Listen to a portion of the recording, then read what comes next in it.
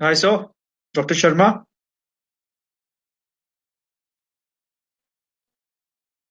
Dr. Sharma, can you hear me? Yes, I can hear you now. Namaskar. Namaskar, sir. Namaskar. Sir, your video is not coming. Yes, I am just clicking on it because I wanted to keep my PowerPoint in order.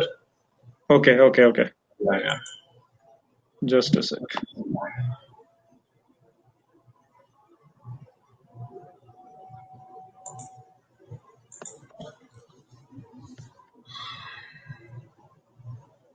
Yeah, so good to see you, sir. So very Yes. warm welcome. Namaskar.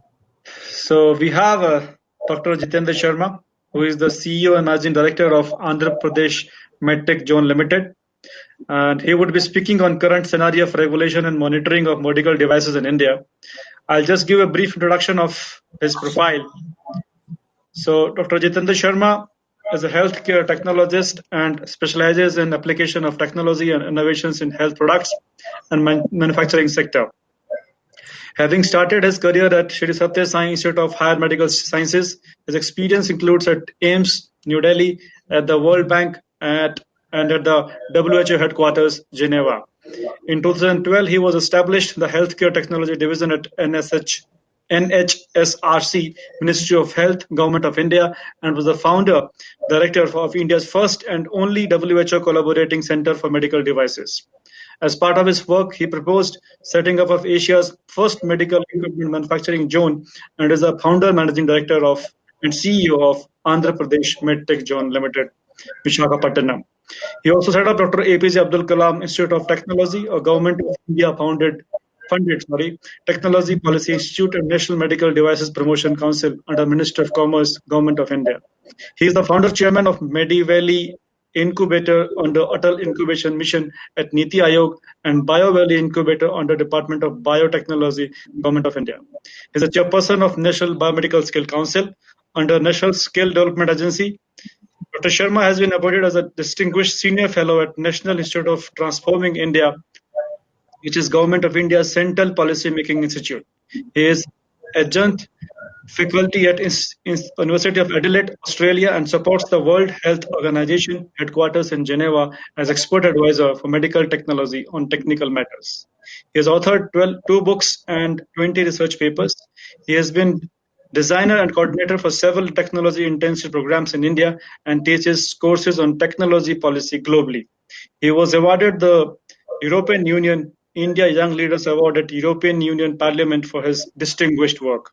Dr. Sharma has 2 PhDs, 4 masters, and 7 fellowships, and his trainings include those at reputed institutions such as AIIMS, New Delhi, Uppsala Monitoring Center, Sweden, PMDA, Japan, JBI Institute, Australia, and Harvard School of Public Health, USA. So with this, Dr. Sharma, I would give it to you to speak on current scenario of regulation and monitoring of medical devices in India. Thank you very much. Thank you for the opportunity and thank you for hosting this very important event. The topic of this event, which is surgical equipment and hospital supplies, is today the most important topic in the economy. Not just in the developmental economy, but also in the service economy. Are you able to hear me? Yes, sir, we can hear you. Please carry on. So the hospital supplies today almost make 3% of India's GDP, and that is huge. The pharmaceutical products, the medical devices, the vaccines, the medical textiles, the consumables, they all constitute a large part of our economy, both from the perspective of services and also from the perspective of the net GDP of India. Now, it is interesting because the topic of the session that I have to share my thoughts on is current scenario of regulation and monitoring of medical devices. Now, let me start with the basic question: do we need regulation? The answer is obviously yes, but most of us don't go deep as to why we need a regulation. We need regulation only for two things. There are only two reasons to have regulation. Reason one, regulation is needed so that a common set of standards is applied to multiple manufacturers of the same product. Which means if 1,000 people are making pen and this pen is to be used on patient, then there should be a common standard of safety and effectiveness which can serve as equivalence framework for all the pens that are made and sold to the patients or to hospitals. Which means we need regulation, one, for standardization of use. The second reason why we need regulation is to avoid non-safe products from coming into the market. Which means products that are not authenticated by quality management systems, if they come in the market, they may have a chance of damaging life or a living being or assets of the hospital, and therefore we need regulations to flesh out what is not of good quality. Essentially, the entire regulatory requirement is only for these two functions. One, to provide standardization to the goods that are existing in the market. Two, for flushing out what is not good from the market. Now, this regulation, while the objectives are very simple, has a very difficult pathway because of the complexity of medical devices that we deal with. What are the kinds of medical devices that we deal with? There are other eminent speakers on the panel, but if you were to just look at things around you, the specs that I am wearing and many of you would be wearing is a medical device because it helps improve the function of an organ called eye. The thermometer is a medical device. A CT scan is a medical device. An MRI system is a medical device. An intravenous catheter is a medical device. A pacemaker or an implant that goes inside the body is a medical device. A N95 mask is a medical device. And a radioisotope use is also a medical device. Now, just imagine the diversity of medical devices. We are talking of something as simple as N95 mask to an MRI system. Now, that diversification within the medical devices sector is the challenge before the regulation. Because then the standardization, which is the function one of regulation, and the identification of non-quality products from the market, both becomes very challenging and complex because of the diverse nature of medical devices that we have. Each segment of medical device, consumables and disposables, that is one. In vitro diagnostics, that is number two. Implants, that is number three. Ionizing radiation waste products like CT scans, cath labs, X-rays, C-arms, number four. Non-ionizing radiation imaging products like ultrasound, lasers, MRIs, number five. Radioisotopes, number six. Medical textiles, number seven. Surgical instruments, number eight. And anything else, patient beds and hospital furniture, number nine. And anything else, which is number 10. These are 10 broad segments in which medical devices spectrum exists. Now, these 10 categories of medical devices obviously require 10 different kinds of regulations, but all on the same framework. So what has been done by many countries and what has also been done by India is that we have gone for a risk-based classification in which we classify all medical devices in these 10 segments into 4 categories: the low risk, which is class A; the low to moderate risk, which is class B; the moderate to high risk, which is class C; and the high risk medical devices, which is class D. Now, by segregating thousands of medical devices in 10 subsegments, then putting those 10 subsegments in the risk-based classification is an approach many countries have taken to ease out the challenge of regulating medical devices. Now, these 4 segments require different degrees of regulation. For example, the category A, which is class A medical device, category 1, requires very minimal regulation, particularly in the segment of self-certification or self-declaration, because these are not high-risk medical devices. They are medical devices like cervical collar. Now, this does not go inside the body, it does not take a sample of blood, it does not have electronics associated with it. The risk associated with the device is very minimal. And therefore, this risk-based classification of A, B, C, and D makes our life in regulations easier. And therefore, these 4 categories of regulations each require a set of scientific labs, a set of scientific standards, and protocols for validating what is needed to test these medical devices from a regulatory perspective.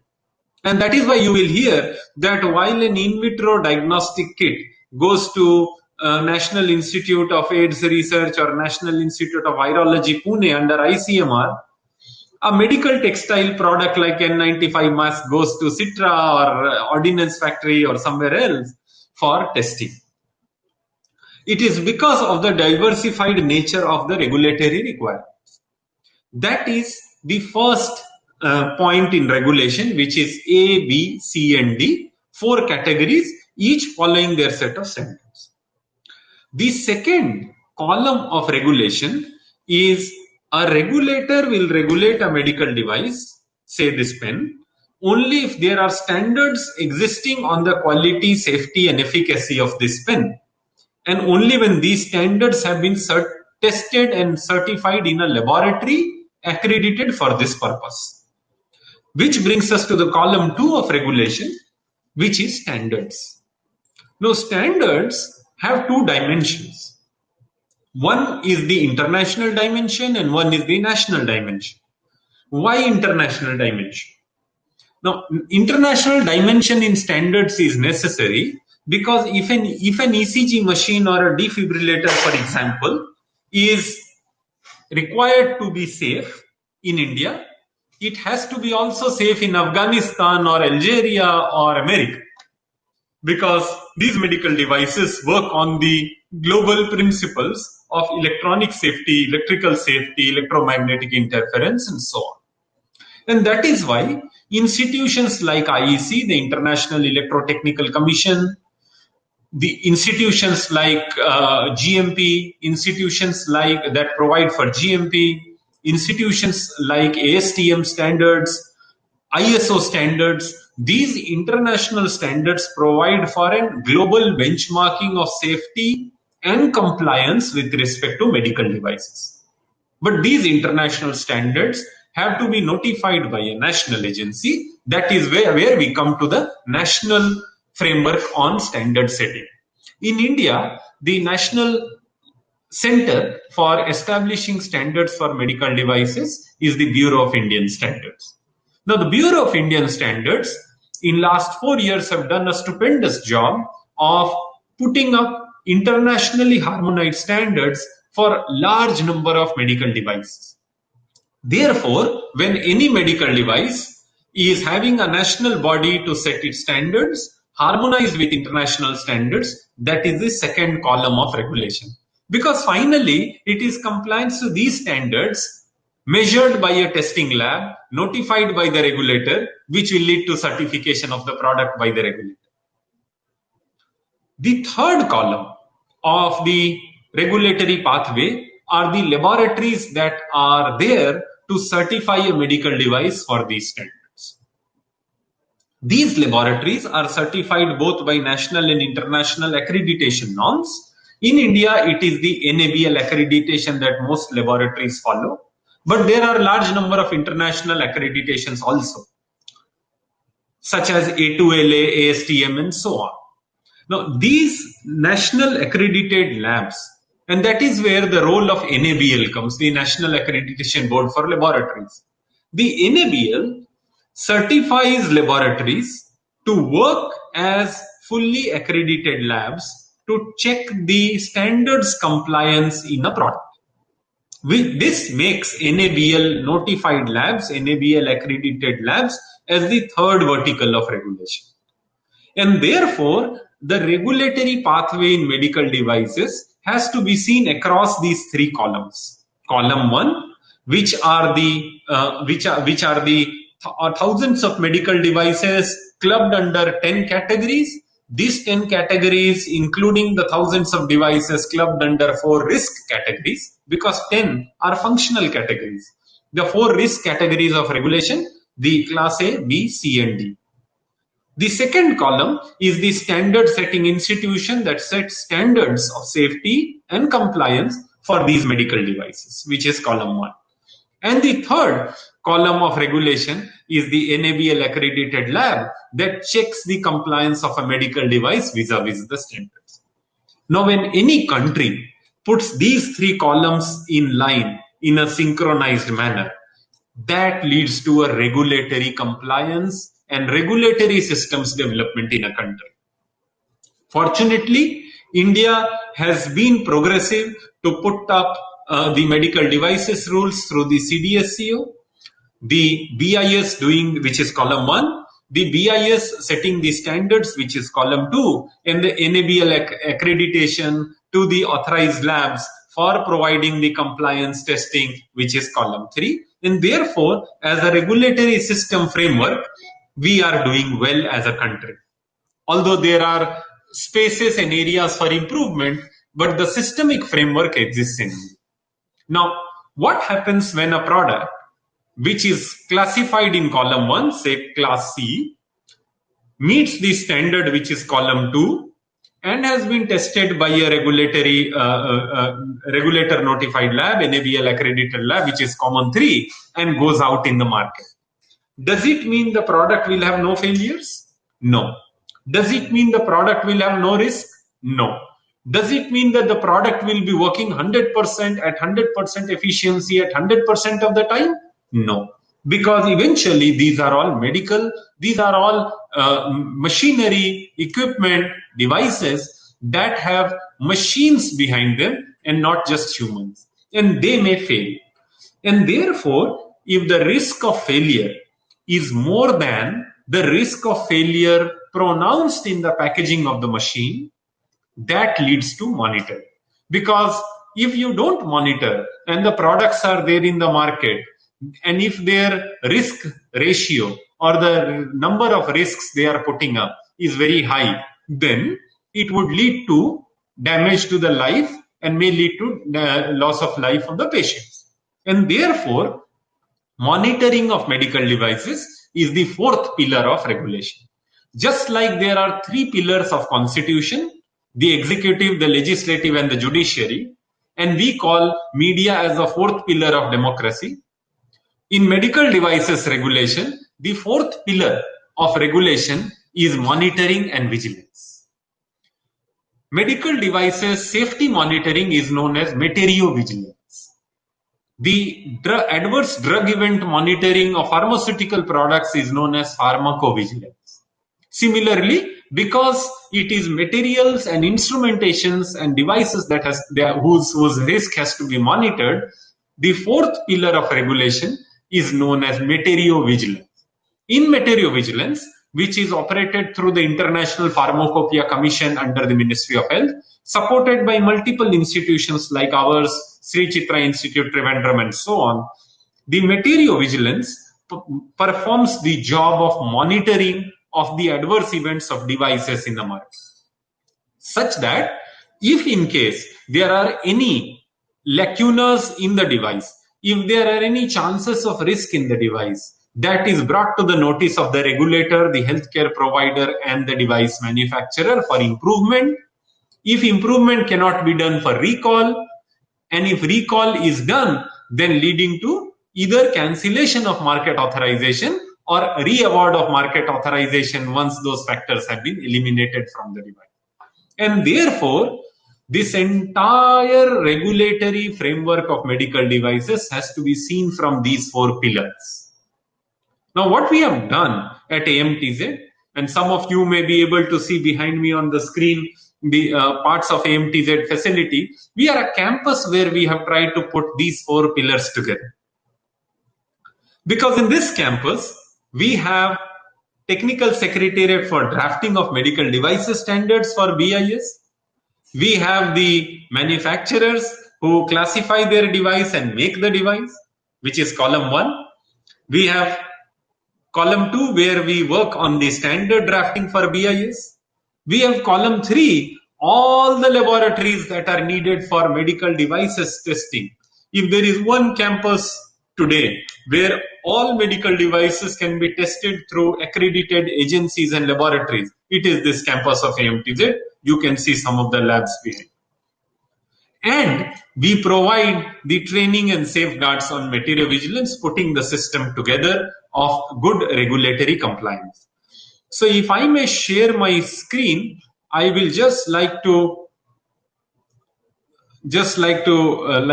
share.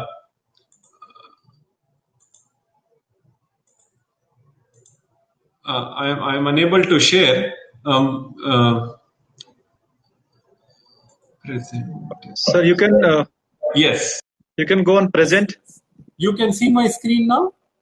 Yeah, we can see now. So this is the medical technology manufacturing park we have set up with the support of state and central government. It has hundreds of manufacturers, thousands of staff working on producing COVID tests, ventilators, MRIs, PPE kits, you name it, and we make it. These are the laboratories that are needed for medical devices testing, validation that we have created. The pipeline of infrastructure, right from a CT scan tube to MRI magnet, camera, 3D printing, printed circuit board provision, dialyzer membranes, radioisotopes, all that you see on the left is actually what we provide as the inflow with support on infrastructure and technology. You have Kalam Institute, the Indian Biomedical Skill Council, IBSC, doing the standard setting both for devices as well as accreditation for biomedical engineers. The Indian Biomedical Skill Council is a unique mission to accredit even the users of medical devices. Those engineers and technicians who are into hospitals, who are into manufacturing, who are into R&D, who are into laboratories, who are into hospitals providing care, even they need to be trained because they need to know how to use the medical devices safely. That is another angle, another perspective of human resource accreditation for medical devices, which is taken care by IBSC. We have MediValley and BioValley, which are incubators. And then we have certain specifications, standards, trade and radiation safety centers that provide further support to manufacturers and innovators. These are some of the products you can see, right from a ventilator to a robotic cardiac surgery system, to a thermometer, to a mobile laboratory, everything that we make. These are some of the pictures of our laboratories where you can come and take advantage of beautiful testing infrastructure at most subsidized cost for allowing you to succeed in your regulatory efforts, for allowing you to use the best infrastructure and standards for validating your medical devices. We also have certain e-commerce platforms like TechRx, which is a technology platform for buying and selling spare parts and components for medical devices. We have an e-auction platform on the Kalam Institute of Health Technology website, which an innovator can use to buy or sell intellectual property, patents, and royalty-based manufacturing rights. And we have Tekola, which is a platform, a business marketplace for using scientific laboratories. These are some of our partners, and the list is. All I am requesting my eminent colleagues is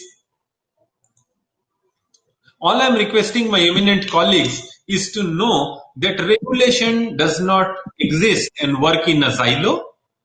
Regulation exists right from the specifications and standards of the product, the standards that are used for production and use of medical devices, the laboratories that are used for testing it, the post-market surveillance, which is material-vigilance, and the human resource capability and human resource efficiency in using those medical devices. So I hope in a very informal way, I have shared with all of you the entire envelope of medical device regulatory pathway.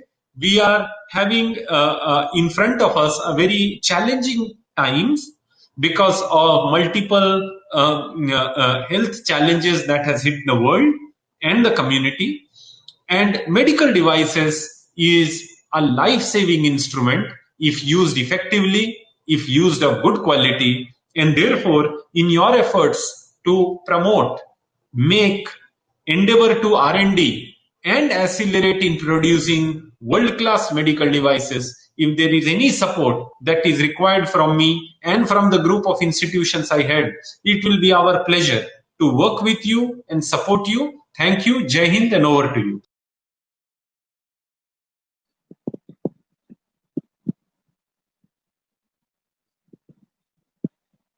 Thank you very much, sir. Asia's first medical valley is at Vizag, AMTZ. Thank you very much for giving us a detailed overview of AMTZ, but all institutions come under this. And very knowledgeful and resourceful speech. I would just like to ask you a question, just on a lighter note. How close are we for the COVID vaccine? I think the whole country is making effort towards it, the scientific community, and we will have to wait and watch the how soon it can come for use. But we are, I think, as a country on a very good track, and we should be seeing success soon. Okay. There are theories coming in that there is second wave or third wave is also coming and hitting India. So, how is your take on this? So let us assume that second wave will not come. For a moment, let us assume. Should it mean that we should be less prepared? No. Should it mean that we should be careless? No. Not at all. So you see, global health is like standing on a seashore. Wave after wave will come. It may be of the same disease, it could be of a different disease. You must be aware that we have not yet eradicated even tuberculosis. Right. The cancer is rising. The diabetes is rising. We have many infectious diseases and also very contagious diseases like schistosomiasis. Multiple diseases exist and they come as waves in the community. The second wave has hit Europe already. Let us be prepared. Let us be alert. Whether second wave comes or not, we should emerge victorious because of our preparedness. Not just for COVID, but for any disease to keep our society healthy. Right. There's a question from Mr. Abhinav Thakur, who was the fellow speaker. He was saying, do you provide support for WHO PQ regulation also? Yes, that's a very important question, and my sincere thanks to him. Only from a person like Mr. Thakur, I could have anticipated such a question. WHO PQS is actually a must for any product that is recommended or supported by WHO in any country, and a WHO pre-qualification support cell is within AMTZ. We do provide that support on a case-to-case basis depending upon the product. But thank you for that question. We are here to provide that support as well. There is one more question, sir. Do you help with getting tech transfer from international markets since most of the technology is held outside India? Yes, but India is also growing in technology ownership. So it will be wrong to assume that most of the technologies are held outside India. That's not true. Uh, there are a large number of technologies that is within India available as well. But even if the technology is outside India, not just tech transfer, but supporting in formation of joint ventures with providing common infrastructure support that we give. We support and we have large number of international partners right within the zone. We do support in transfer of technology, if not outright transfer of technology, at least joint working on technology under well defined parameters. Okay, all right. Thank you very much. I think your information would be useful for all the decision makers, the CEOs and MDs of this forum who have joined in our show Meditech Clinica, and they must be getting all the knowledge regarding the scenario of regulation and monitoring of mobile medical devices also. So, with this, sir, thank you so much for joining us. Thank It's you. a pleasure to have you as one of our esteemed speaker. Thank you very much. Thank We you. would be conducting these shows in the future also. So I think there is one more question from Mr. Abhinav Thakur because we have time till 14:30. So if you allow, I can take this question. He is asking, is the cost manufacturing in AMTZ lower than other parts of India? If yes, what percentage would be cost saving?